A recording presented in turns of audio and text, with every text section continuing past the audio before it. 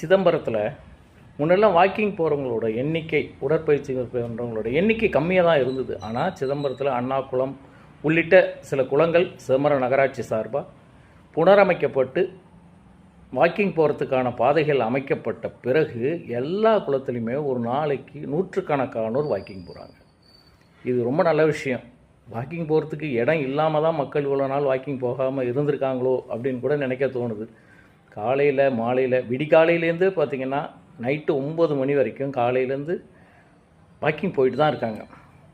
சாயங்காலம் 5 மணிக்கு தொடங்குறாங்க, நைட்டு ஒரு 8:30 மணி வரைக்கும் போகிறாங்க. அதேமாரி காலையில் அதிகாலை 4:30 மணிக்கெலாம் திறந்துடுறாங்க. திறந்து உங்களுக்கு காலையில் 7-8 மணி வரைக்கும் நம்ம வர்ற வரைக்கும் வாக்கிங் போகிறாங்க. இது ஒரு நல்ல விஷயந்தான்.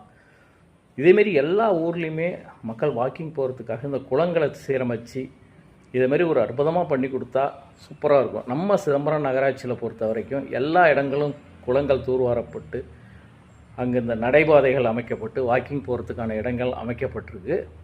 ரொம்ப சந்தோஷம். அதே இடத்துல நாங்களும் போகிறோம், எல்லாரும் போகிறோம். ஆனால் 100 பேர் போயிட்டு இருந்தவங்க இன்றைக்கி ஆயிரக்கணக்கானோர் பேர் வாக்கிங் போகிறாங்க.